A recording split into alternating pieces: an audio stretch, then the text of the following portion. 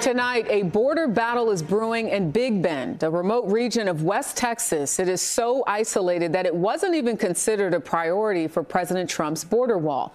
But then came the bulldozers, and as CBS's Nicole Sganga reports, so did the controversy. Some have called Texas's Big Bend unforgiving, lonely, rough. But for fifth-generation cattle rancher Yolanda Alvarado, it's wild and beautiful and extremely vast. Home to Big Bend National Park, one of the last wild places in far west Texas. And then came the heavy machinery, bulldozers breaking ground, poised to pave hundreds of miles of roads and line the border with vehicle barriers. They're claiming that this is for survey, but it's hard to believe that when you see bulldozers. But construction is now on pause after sparking protests over potential damage to the landscapes and life in the desert.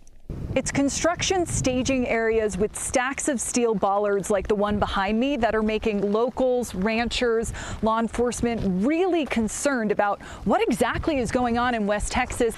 The project is part of President Trump's agenda to curb any future cartel activity along the border.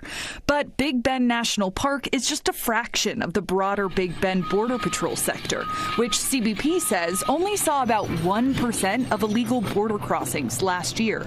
A bipartisan group of lawmakers say that's not enough to justify the project's $7.5 billion price tag, including $1.7 billion in infrastructure in the park alone.